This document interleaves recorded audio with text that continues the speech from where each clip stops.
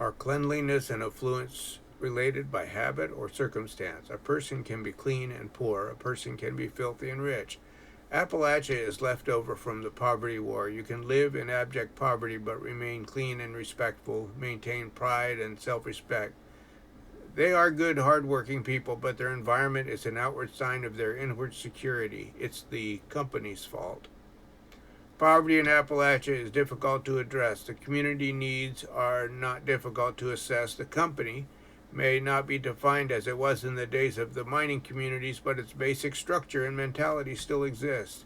The make-do attitude and company control is found throughout Appalachian businesses and politics.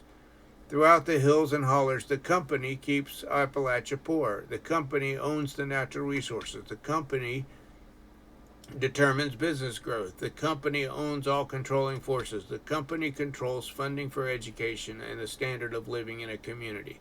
The company is controlled by long-time residents who have filled the vacuum of power in a community. Power is freely given with quiet consent. They do what is necessary to maintain their power and status by keeping others at a distance or at a level lower than they are. Poverty in Appalachia continues because of human pride, greed, manipulation, and dictatorial control. Poverty in Appalachia exists because of the company. Who owns the land? Who are the employers? Who determines company or community policy? What are the sources of income? The company still exists for two reasons. First, residents feel they need it for their own security. To rebel against the company would be treason. They did not own their lives before, they will not rebel, and they will not change. Second, the company exists because we need their resources and purchase them regularly to produce fuel and furniture.